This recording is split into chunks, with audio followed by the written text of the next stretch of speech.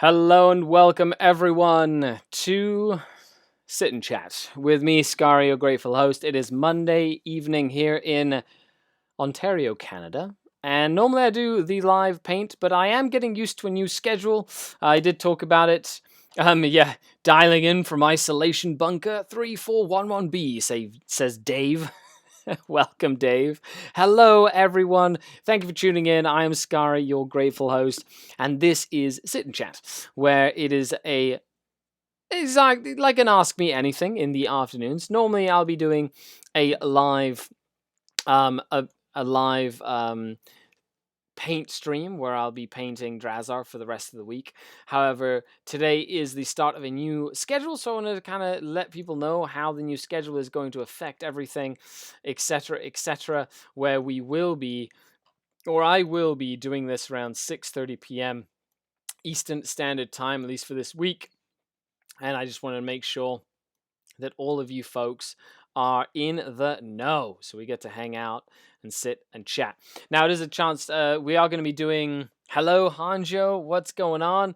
Hopefully, everybody gets an opportunity to tune in at some point and leave a question. You know, if you are watching this not live on YouTube, then please leave a comment. Let me know if there's something you'd like me to discuss at a later date. But I'm going to rely on you guys a little bit, you folks over there outside in the world, to interact with me today, ask me questions, and keep the conversation flowing for a little bit that we'll be doing the live stream. I have been doing Tabletop Simulator. I've been doing lots of painting. I've been taking care of my 8-year-old. I've been reading books.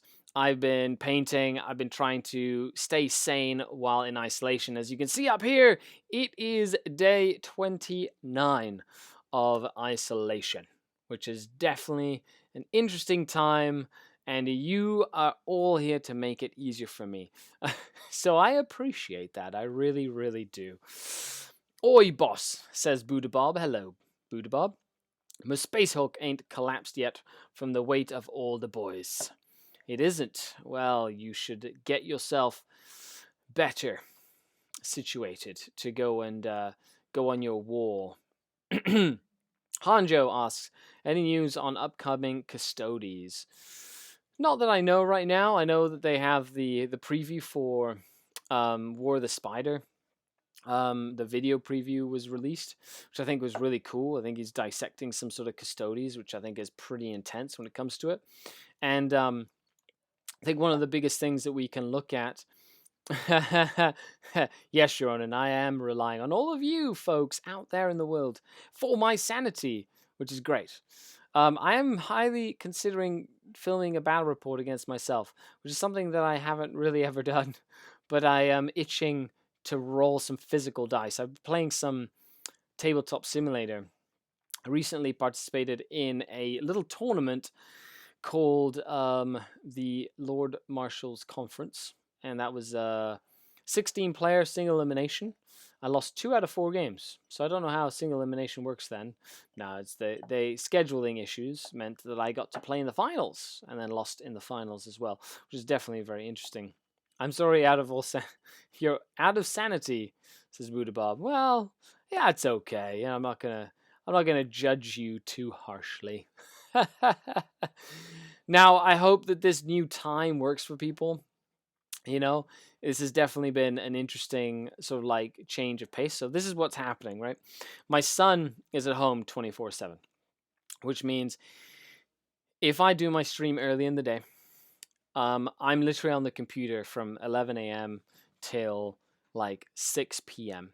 And what happens is he ends up playing video games all day long.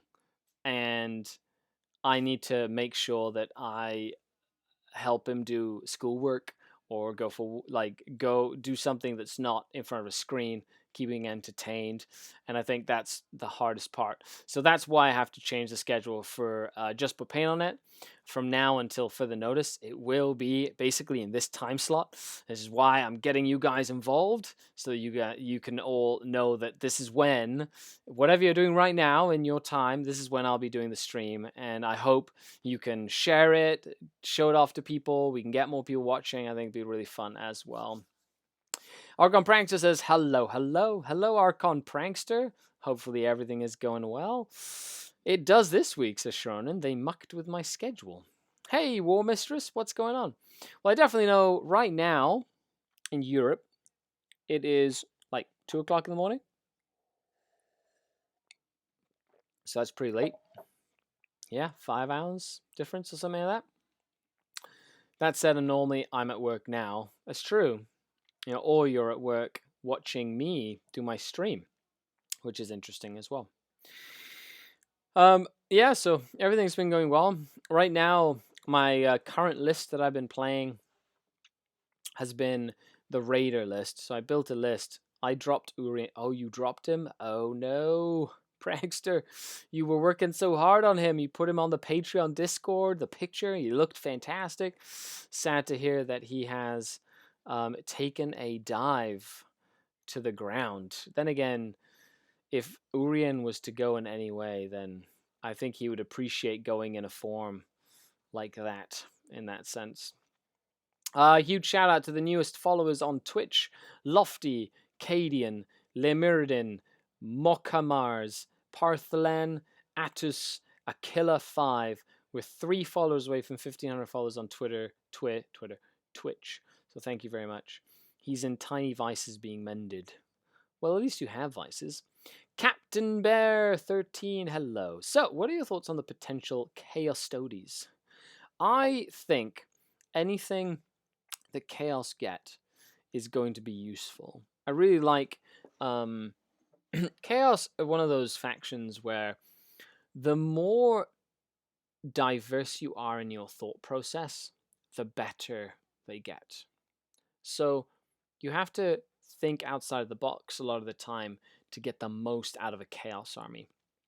That's because you can pick and choose from many, many different books, right? You pick and choose from, you know, the Vigilus book and the Chaos Codex and the Demon Codex and the Death Guard Codex and the Thousand Sun Codex.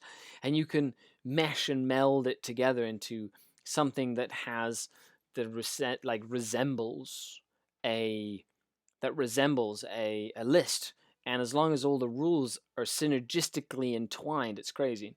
So the thought of having Chaos Custodes or some sort of Primaris Chaos Space Marine, which I think is kind of what it's going to be more as, like the ability to give Marines 2 wounds, like Chaos Space Marines 2 wounds, and make them sturdier and bring them more up to par with their Imperial counterparts. And I think that's going to be a very important part of the meta moving forward.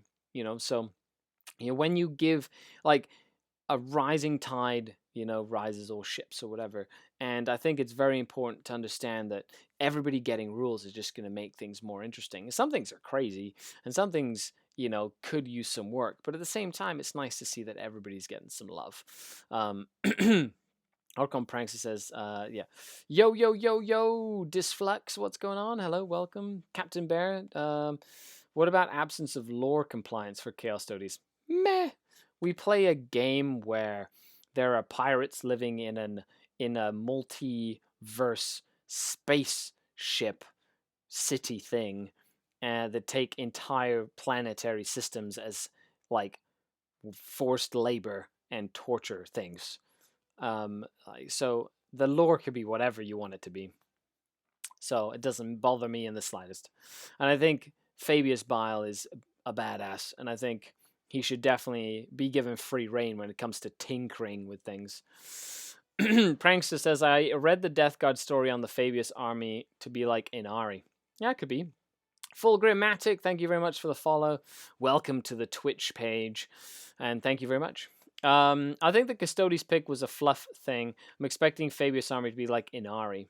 See, I could see that. You know, Fabius Bile, Renegades, picking from a bunch of different things, and then using his torturous concoctions and crazy experiments to like enhance the warriors in ways that, you know, he has in his enhanced rules and stuff. But I could see him running like a, you know, Fabius Bile Renegade chapter where they get like their own special doctrine that'll be like, I don't know, everybody gets a 5 up feel no pain or something, or everybody gets +1 wound or something. And I think that'd be really cool to see in what way Games Workshop has sort of spun that, you know, been like, is it going to be direct or is it going to be on the nose? You know? So we'll see. Is it going to be on the nose? No, that's direct. Is it going to be on the nose or is it going to be roundabout? Captain Bear says, yes, Imperial Chaos Space Marines would be cool, but Chaos Custodes feels very lore-breaking, in my opinion. Primaris. Yeah, so I could see Primaris being a thing. As for Custodes, I could see there being, not necessarily Chaos Custodes, but like, you know, remnants of the original legions that aren't just like the Plague Marines, but they're like, you know, the Mournival, you know, like the Sons of Horus style Terminator guys that were like, you know, that would literally be bodyguards to Abaddon the Despoiler himself. I think that'd be really cool. Red Corsairs with 2 wounds and Fabius. I can see it already, says Buddha Bob. Yeah, so hopefully they give them some sort of cool special rule they can use that way. So, you know, what do you think? Do you think that's, you know, what do you hope Chaos get? Like, do you hope they get the same sort of treatment as like Imperial Space Marines have gotten? Personally, from my perspective, I think things like the Fabius Bile, like tweaking and like adapting to him and like genetic alterations, I think that's a really cool way to go. I also think that Chaos should have more of an influence on like possession and warp creatures and demonic entities. And I think that summoning and things like that should be something that is better represented in the game itself. You know, if you play like Age of Sigmar, when you summon a unit or whatever, it's like instant, it's free, you don't have to pay points for stuff like that. And I think that's very important for this sort of game as well. Like for Chaos, I think them being able to just bring like generic, you know, what were they? Furies, not like horrors or bloodletters or, you know, furies. Like just warp beasts, you know, that have no chaos allegiance, that is from the warp, you know, their mere presence, you know, letting you summon just creatures of the like creatures from the warp. I think that's a really fluffy thing. I think that should be better represented without having to be like, I can only put 1,500 points in a 2,000 point game on the table, and then you're just gonna table me before I get to bring stuff in. Chaos Primaris aren't hard to imagine, says Sharonin. I agree. The story already suggests Primaris with Remfall and Gene Seed to begin with. Huh.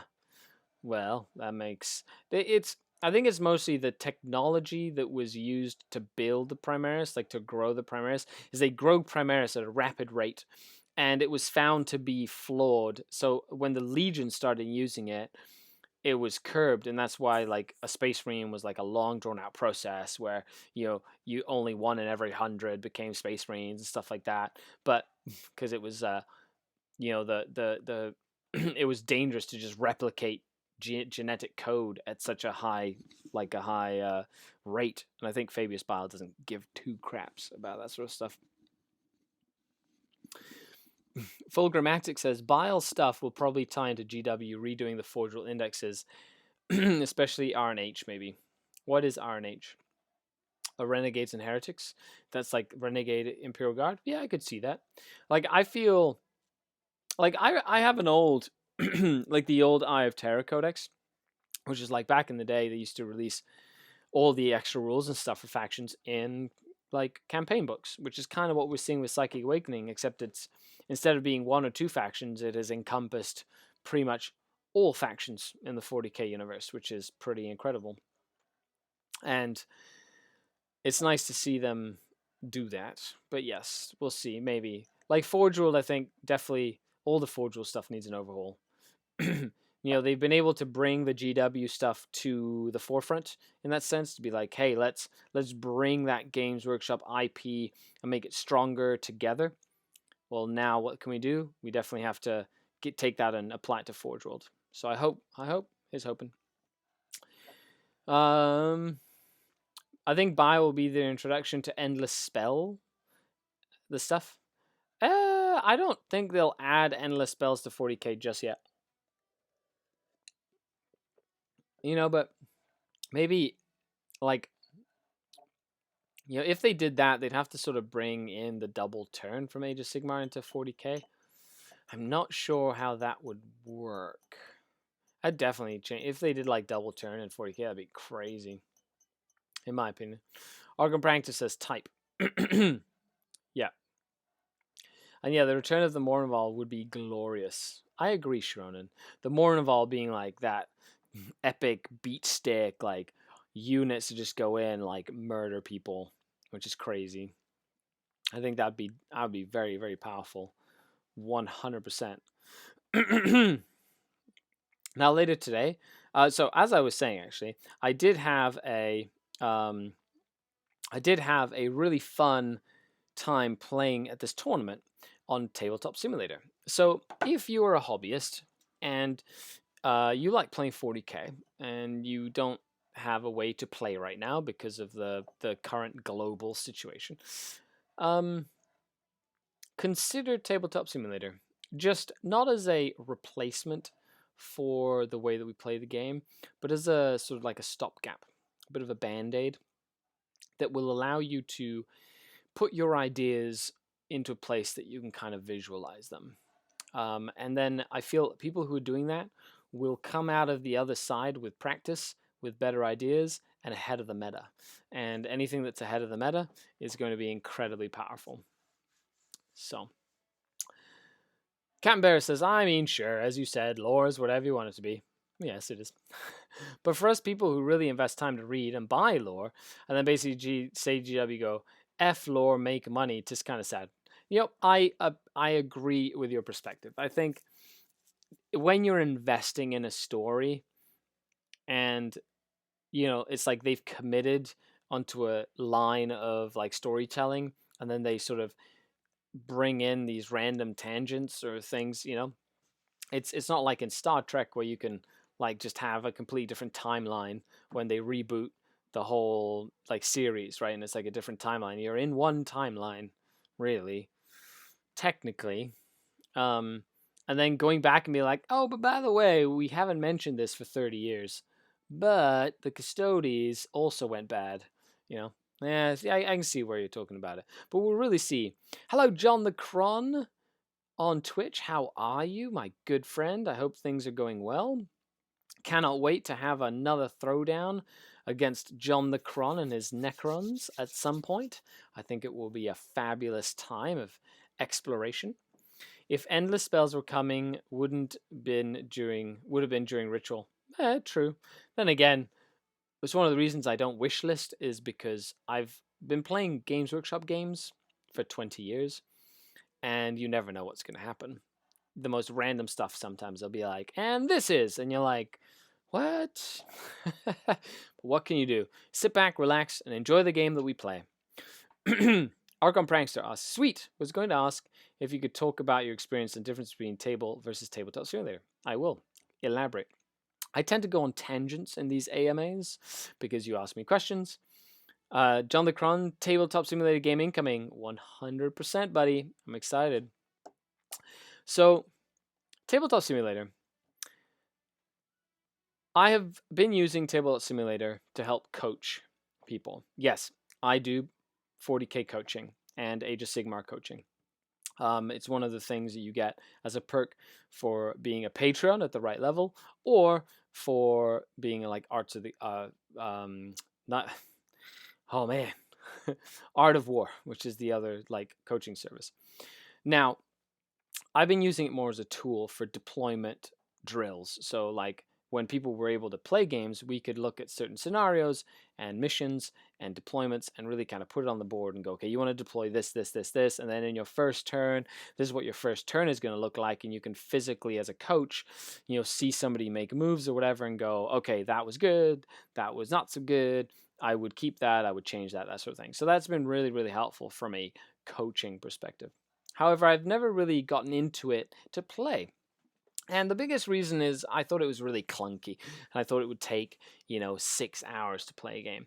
However, what I found out after playing it is that the game doesn't last much longer than a tabletop game if you're fast. And by fast, I mean you have to play with someone who is as relaxed as you want to be, because it's not a very precise system. It's even more imprecise than the tabletop. You'd think it wasn't, but it is. Moving models is a little weird. The scale is a little off in some of the miniatures. Spawn of Nerds says, does Tabletop Simulator work for tablet? I am not sure. It is a Steam game. I have it on my Mac and my PC. So, but so I don't know if somebody could answer that question. That would be great. I personally don't know Spawn of Nerds, but I hope we can answer that question for you. Also, huge shout out to the Wrong Way Kids.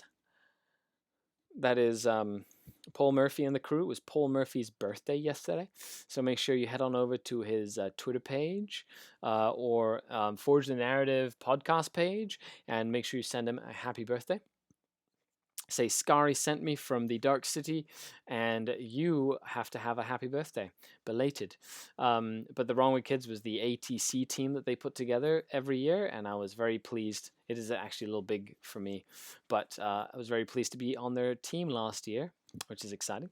Okay, back to the main topic. See, I bounce around too much. You should know this already. It's like a podcast with no end in sight. Michael Jalbert says, heard Henry Cavill is a Custodes player. Would love to see Archon Skari take him on. Henry Cavill? Cavill? Who's Henry Cavill? Oh, the Superman? Yeah. Yeah, the fact that he was painting some Custodes, cool, awesome. It's nice to see when big shot celebrities kind of let their geek out, and you're like, that's good. I'm glad. Let's have a bat rep together sometime. I think that'd be really fun. Make him dress up as Superman or something. Do some cosplay. It'd be great. Okay, so Tabletop Simulator. So I found once you've downloaded Tabletop Simulator, the longest thing that takes you time is to make your army list. Because it's not like just put Cavill on it. Hashtag yes. It's not like Rome Total War, where you literally play a game and you can just kind of click from the different unit options and it kind of makes your army and then it loads it up, right? So what it is you have to sort of, Pravi, thank you for the follow on Twitch. That means we are one follower away on Twitch from 1,500. Whoop whoop. Yep. Get excited. So you have to take your time to essentially find like a mod pack, right? So Tabletop Simulator in terms of 40K is driven and kept alive by like 40K modders that essentially take the skins of the 40K models and model them into the game as game pieces, essentially. So you're sort of relying on this group of people who are making the models available for you on Steam that you can play with. So sometimes you're limited by the amount of models that have been made, or for example, the Venom, for example, which is the Dark Eldar Venom is in Tabletop Simulator is made with the chassis of a Skyweaver. which is very interesting because, yeah, it's a little bigger. Like a Skyweaver is a little bigger, but then you've got like, it looks like a Skyweaver, but it's got like the back of a Venom on it. It's not really a Venom, so it's just a little weird. So, when you find, so you go onto Steam and you're like, you download essentially somebody who's made all the Space Marine models, or as many as they made. So you have them all, they load up onto the table, and then you have to like pick the individual models that you want in your army and make an army list, like by physically picking these little 3D models into an army. Once you've made your army, you essentially highlight the whole army and save it as an object. And that goes into like your saved repertoire, where then you can jump into a game or start a game on Tabletop Simulator, and then you also have to get like a map pack, like a 40k map. So you load up a 40k map of one of the ones that has been made by, once again, these 40k fans. And so you bring up this map, and they're actually like they're quite user friendly. They've got like things for Maelstrom if you want to do like just book missions. They've got like ITC stuff pre-built in, like objectives and all that stuff. So you don't have to do too much work in that sense. Usually the terrain's all preset, so it's pretty easy and straightforward to just get going and go.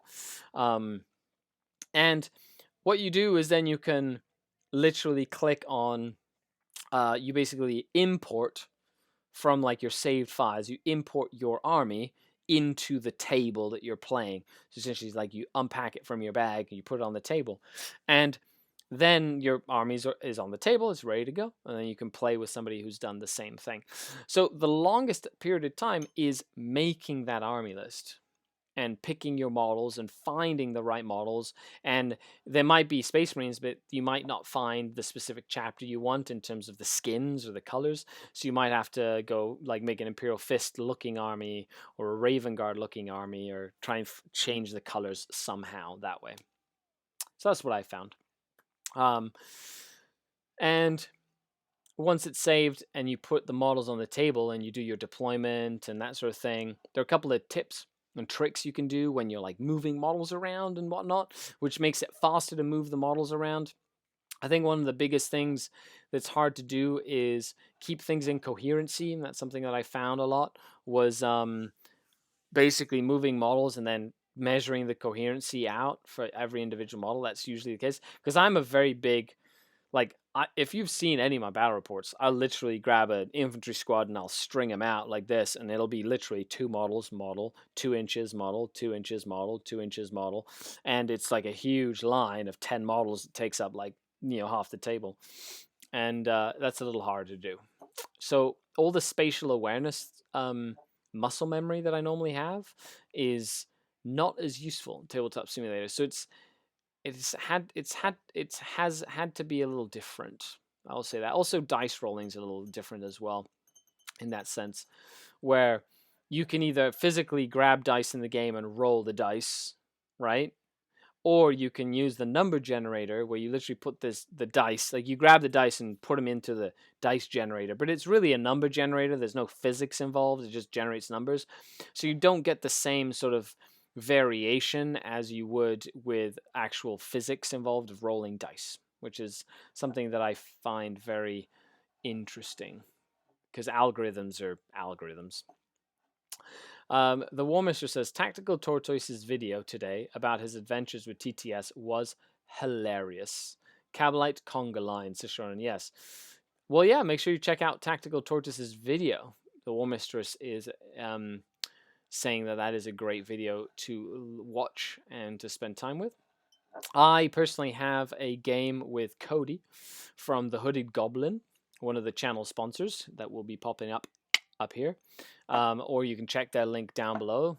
They had a Easter sale. It was 25% off everything in store for Easter, which is pretty crazy. You might still be able to get that if you watch this already and click that link and head on over. They are still doing deliveries, and they still have a decent amount of stock. So if you want to help them out, make sure you do that as well. But I'm playing against Cody, and we're playing a tabletop simulator game tonight, I believe around 9 p.m. Scheduled to get a game in with him, which is good. So at least I'm getting some games in. Right now, I've been developing this list that it revolves around raiders. So it's a raider-based list with dark techno monsters, and it's got a little bit of everything. And to be honest, it has been a very weird list to play. I've never had a list not kill something for the first 2 turns in a row in 2 games in a row. It's like the weirdest feeling I've ever had is physically not like playing ITC and not killing anything for 2 turns, for the first 2 turns in 2 games back to back. And normally my lists do well. It's just this list should kill things. It just hasn't. And I know if I only played 4 games with it, and I say 20 games, but even my confidence can be shaken sometimes when it comes to list development and building. So, if I can stick with something and try and make it work, I certainly know you can. So make sure that you do stick to things. Well, I think we're going to be wrapping it up relatively soon. I'll give another minute or so for you guys to answer lots and lots of questions or ask lots of questions, and I will answer them. And as soon as we're out of questions, I am going to call it a day for the Sit and Chat Isolation Station number 29. 29. That's crazy. Good evening, more security. What is going on? Arkham Prankster says, thank you for the breakdown. No problem, Arkham Prankster. Of course, any Patreons can always reach out to me, even if you're not a Patreon, you're just watching the video. Reach out to me and let me know if there's something I can help you with when it comes to playing the game or anything like that. What is the plan for Meta Monday, says the War Mistress. So I will be doing that tomorrow morning. My son does have a live video conference school from like 9:45 a.m. till around 11 a.m. So I'll have about an hour to do Meta Monday. And what I've been doing for Meta Monday is all the Patreons submitting all these lists. And I've literally been taking all the lists and breaking them all down, which has been really fun to kind of see all the brainchilds of the denizens. And then I put it on the Patreon Facebook page. Although I found a way to save the link, to embed the link of that video into another website. So that'll be interesting. So hopefully I can put it on the Patreon page directly as well. Mika asks, thank you for your question, Mika, over on YouTube. What do you think of the Chaos Army you played versus in Tabletop Simulator? I really like the style of it, but not sure about the Blitz. Was it 3 Disco Lords, 3 Doritos? Yes. That army was good. It was great.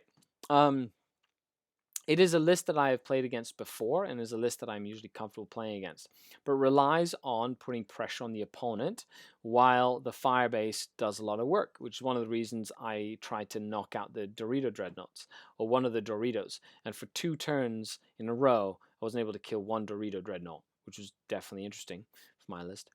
And then just things got bad for worse. But that the Alpha Legion Nurgle Lord Discordant that has negative -1 million to hit is a lot more survivable than you think. However, it is very much like a cannonball. You shoot it and then it just lies there. If somebody can kill it, they go away a lot faster than you think. And it's a relatively inflexible army in the sense that you don't really have a lot of options to get up and down buildings and stuff like that, and it relies on just like high pressure, which does work a lot of the times, but it can just backfire if you don't go first or if there's bad terrain on the table. Like, it works really well in that ITC top 100 LVO tables, which I'm not a fan of. I think that terrain should not be mirrored. There should be a variety of stuff to kind of make the choice of going first or second like more important, as well as deployment side, that sort of thing. And but it's an interesting list. If you like very aggressive style list, it definitely is for you. But if you run against something that can kill those Disco Lords like quick, you will normally lose.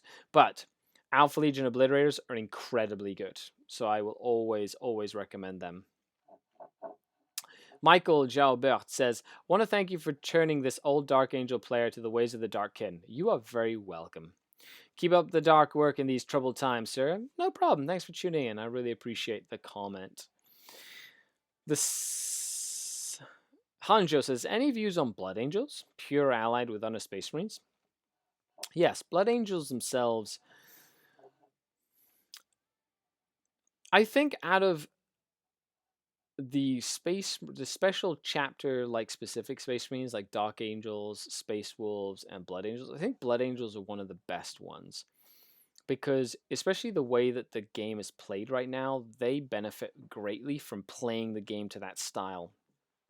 They can build an army that's relatively resilient, which means it's hard to get full kills or multiple kills from the army.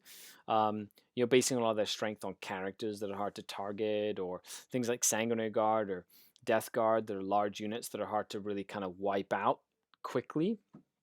Combined with the ability to play a denial style where you can hide for 3 turns and then hit them when you're fully buffed up in the assault doctrine, or play hyper aggressive and have the ability to use that, like Forlorn Fury, like with the Death Company, getting up into people's faces, using On Wings of Fire to jump up. So I love the fact that the army can be played very defensively and play well, and can be played very aggressively and play well. And I think the measure of a good army is being able to do both, depending on the situation.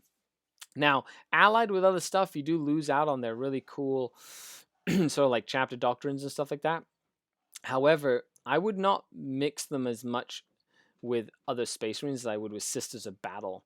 And I think a great, great list is Andrew Gagno's list that he took to the Canhammer Team Tournament, which is a combination of Sisters of Battle and Blood Angels. And it is a very grindy, tanky list that is designed to not give up a lot of points and not win by a lot of points either, but not lose a lot of points. And it is very hard to score points against it. And it is an army that stays in the game for the entire game. With Seraphim and Zephyrim and Sanguinary Guard and, all these things like mesh together to make a very hard hitting, killy army. ITC Shonen asks, compare and contrast Blood Angels and Space Wolves. Well, I could compare and contrast them, but you'd have to give me the parameters to compare and contrast. They're both Space Marines. They're both the best in the Assault Doctrine. I feel like Blood Angels hit harder, but I feel like Space Wolves have better characters in general. And Blood Angels have better versatility because jump infantry, that sort of thing, whereas Space Wolves have better hard-hitting durability, but not the mobility. So in terms of mobility, you'd give it to Blood Angels over the Space Wolves. In terms of durability, I'd want to say the Space Wolves over the Blood Angels because they have more like invul saves and things like that. In terms of hitting power, they're very similar. However, I feel like Blood Angels win out just a little bit because of their speed and mobility. They can jump over things, get behind stuff, that sort of thing, and that's very, very powerful. Liebot. Hello, Liebot. Or Lebot. How do we feel about a 4 Keeper Secrets Demon list these days? I still think they're incredible. Cody from the Hooded Goblin ran that for a long time. It's very strong. I think it works best when you have the Veil of Time, or the Mind Veil, Alpha Legion Lord Discordant that can keep up with them and jump around like crazy. And I think mixing those with like Obliterators and things that can do some damage at range and like some good board control units, it is a list that people will not see coming.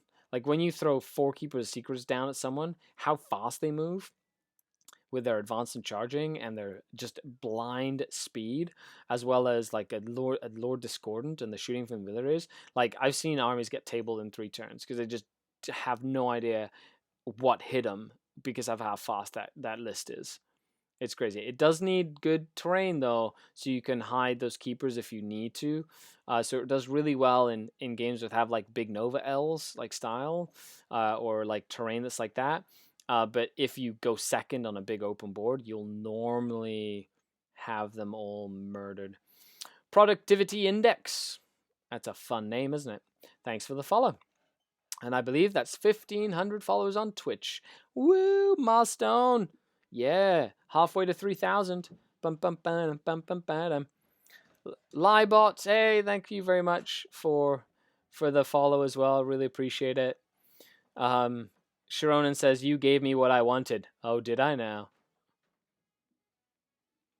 Mika says, Sanguinary Guard have delivery. Space Wolves don't. When it comes to assault delivery is most important. I agree. Don't get me wrong. I think, Thunderwolf Cavalry and like Wolfen with transhuman physiology, or I've been seeing, and talk about delivery, I've been seeing a lot of Space Wolf lists that use the Impulsors, which is a great delivery system for Primaris Space Marines because they're just durable for like 100 points, which is crazy. Sharonan says Grey Knights would smile at it. LOL. That is also true. Grey Knights themselves, like just on a different level of annoying. 2CP would just bring it back. LOL. Yes, that's true. 2CP would bring back Keeper Secrets. Yeah, but they kill the demons so fast that it doesn't matter. Like you can bring back 1,000,000 demons, it doesn't matter at all. Like Grey Knights just kill everything. Like as soon as Grey Knights see demons, they're like, "Oh, great! Thanks for the free win." Okay, folks, that is all I have for you today, except for Prankster, who has a final question, and maybe somebody else has a final question. But have you seen any orc lists that have come out since PA release? Anything you enjoy for them? I think grot-based lists still going to be super strong. So like a core of 160 grots with grot cannons with 6-up invul saves and reroll 1s to hit. I think it's going to be like a great core to any orc army. Combine that with tank busters, which I think is still really good, and either flash kits or, the shock attack guns, of course, with either flash kits, tank busters, or looters, and then just having a combination of those things. So, ooh, says Liebot. Maybe finish up with thoughts on Fabulous Bill. Fabulous Bill, eh? Well, we did talk a lot about Fabulous Bill and his guys on the first little bit, but I will rehash. I think that the War of the Spider is going to be fantastic. Then again, I am a fanboy, so I don't know what else you expect from me. I really want them to expand on that character, mainly because he's had a run-in with the Dark Eldar, and they've messed him up even more than what he was originally. So it's kind of cool to see somebody who's like been tortured by the Dark Eldar, so like take a lot of what he's learned and been like, I can apply it to other people because he's messed up in the head.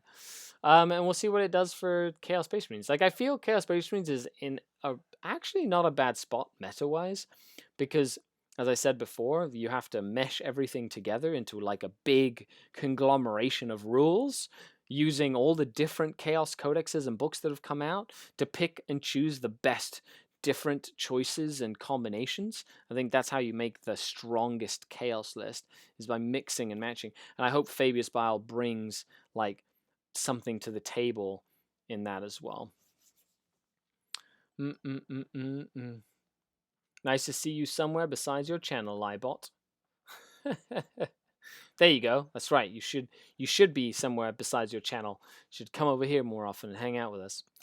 Okay, folks, that is all I have for you. Thank you so much for tuning in for today's Sit and Chat. A huge shout out to all the channel Patreons. The Denison community continues to grow every single day. So thank you very much to everybody out there who takes the time to support me either on Twitch, on Patreon, or likes, shares, comments, subscribes, clicks the notification button, tells people how awesome I am. That goes a long way. Thanks a lot, everybody. I truly am humbled, and I appreciate you guys hanging out with me. And that is it. After all, I'm Skari, your host, and I will be back tomorrow at this new and revised time for the hobby stream, where we will be doing Majarbert 7:30. No problem, thank you. Ooh, thanks a lot for the gifted subs. That is amazing. I really appreciate it, buddy. Thank you very much. New denizens alert. Thank you. And I will be catching everybody tomorrow. We will have the full Just Put Paint on It on Twitch. Thanks, buddy. 1,500 followers. Yes. On Twitch. I'm excited about that. That's a milestone. But that is all I got for you, folks. Thanks a lot for tuning in.